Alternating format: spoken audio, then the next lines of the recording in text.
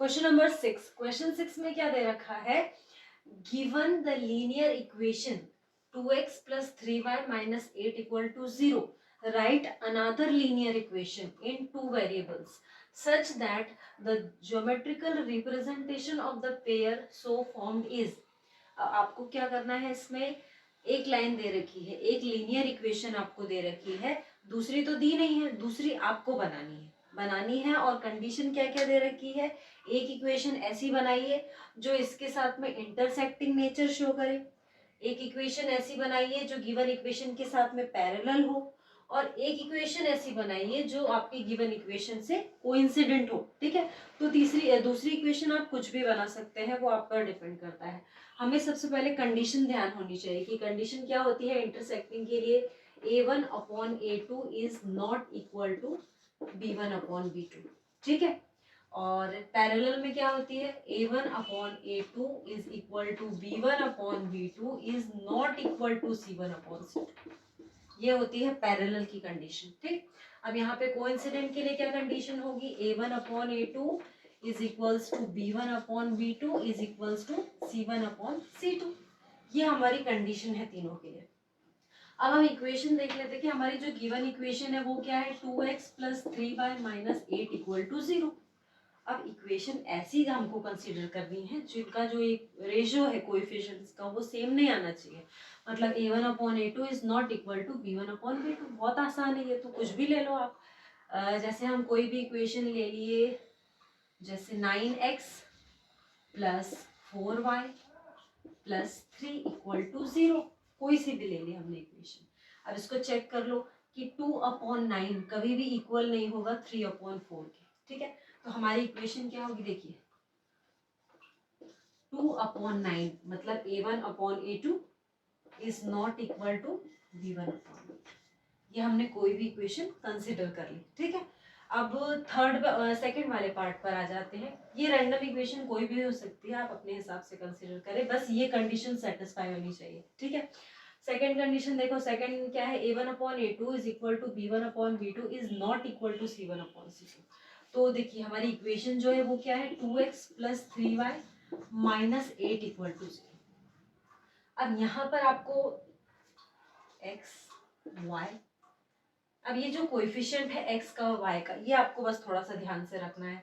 जैसे कि अगर हमने यहाँ पर रखा 10x रखा, तो 2/10 क्या होगा, a1/a2 क्या होगा, 1/5। अगर आप कैंसिल करो तो ये क्या हो जाएगा, 1/5। अब आपको यहाँ पर जैसे 3 रखा हुआ है, तो आप क्या नंबर रखेंगे कि रेशियो क्या है, 1/5 आए, तो 2 5 10 होता है, तो आप यहाँ पे रख लीजिए 3 5 कितना होगा, 15। 3 5 15, ये हो गया। अब आप इन दोनों के रेशियो को कंपेयर करिए तो क्या हो जाएगा, देखिए 3/15, ये क्या हो जाएगा 1/5, मतलब दोनों रेशियोज इक्वल आ गए। a1/a2 क्या आ गया, 1/5। देखिए a1/a2 ये हो गया 2/10, जिसको हम क्या लिख सकते हैं, 1/5। b1/b2 क्या हो गया, 3/15, मतलब 1/5। दोनों के रेशियो सेम आ गए।